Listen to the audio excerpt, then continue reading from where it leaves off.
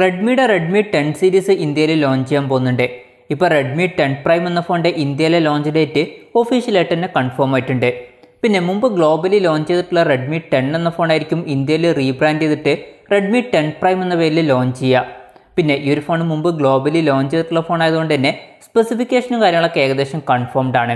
എന്തായാലും ഈ ഒരു വീഡിയോയിൽ നമ്മൾ നോക്കാൻ പോകുന്നത് റെഡ്മി 10 പ്രൈം എന്ന ഫോണിൽ എന്തൊക്കെ ഫീച്ചേഴ്സാണ് വരാൻ സാധ്യത, ഏത് പ്രൈസ് റേഞ്ചിലായിരിക്കും ഈ ഫോൺ ലോഞ്ച് ചെയ്യുക, അതുപോലെ തന്നെ ലോഞ്ച് ഡേറ്റിനെ കുറിച്ചിട്ടുള്ള കാര്യങ്ങളൊക്കെയാണ്.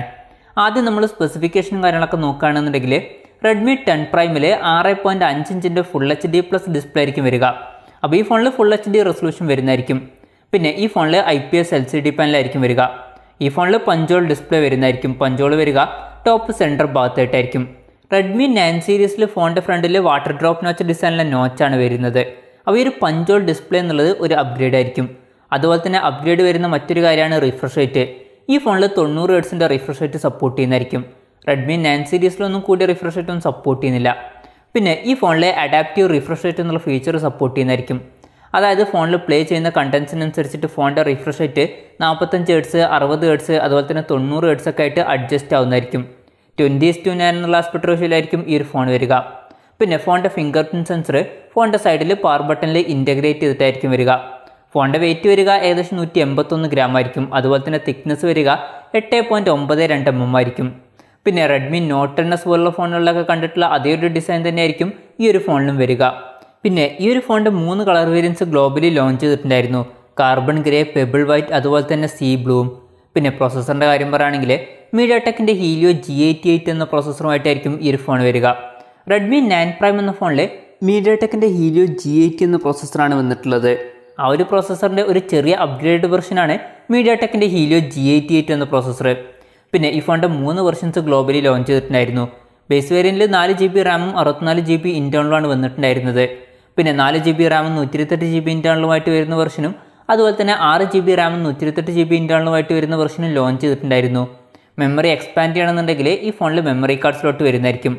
ഈ ഫോണിൽ 3.5 mm ഓഡിയോ ജാക്ക് വരുന്നതായിരിക്കും. പിന്നെ ആൻഡ്രോയിഡ് 11 ബേസ് ചെയ്തിട്ടുള്ള MIUI സോഫ്റ്റ്വെയറുമായിട്ടായിരിക്കും ഈ ഒരു ഫോൺ വരിക. ക്യാമറയുടെ കാര്യം പറയുകയാണെങ്കിൽ ഫോണിൻ്റെ പിന്നിൽ ക്വാഡ് ക്യാമറ സെറ്റപ്പ് ആയിരിക്കും വരിക. 50 MP മെയിൻ ക്യാമറ സെൻസർ ആയിരിക്കും ഈ ഫോണിൽ വരിക. പിന്നെ ഈ ഫോണിൽ 8 MP അൾട്രാ വൈഡ് ആംഗിൾ ലെൻസും 2 MP മാക്രോ ലെൻസും അതുപോലെ തന്നെ 2 MP ഡെപ്ത് സെൻസറും വരുന്നതായിരിക്കും. ഫ്രണ്ടിൽ 8 MP സെൽഫി ക്യാമറ ആയിരിക്കും വരിക. പിന്നെ ഈ ഫോണിൽ 5000 mAh ബാറ്ററി വരുന്നതായിരിക്കും. 18 വാട്ടിൻ്റെ ഫാസ്റ്റ് ചാർജിങ് സപ്പോർട്ട് ചെയ്യും. പിന്നെ ഈ ഫോണിൽ 9 വാട്ടിൻ്റെ റിവേഴ്സ് ചാർജിങ് എന്നുള്ള ഫീച്ചറും സപ്പോർട്ട് ചെയ്യുന്നതായിരിക്കും.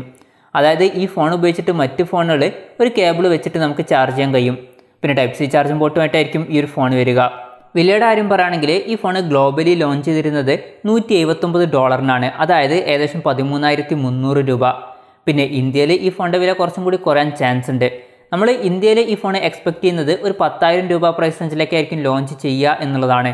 എന്തായാലും അതിനെ പറ്റിയിട്ടുള്ള കൺഫർമേഷൻസും കാര്യങ്ങളൊന്നും ഇപ്പം വന്നിട്ടില്ല. പിന്നെ ലോഞ്ച് ഡേറ്റിൻ്റെ കാര്യം പറയുകയാണെങ്കിൽ സെപ്റ്റംബർ 3-നാണ് ഈ ഫോൺ ഇന്ത്യയിൽ ലോഞ്ച് ചെയ്യുന്നത്. ഈ ഒരു കാര്യം ഇപ്പോൾ കൺഫേം ആയിട്ടുണ്ട്.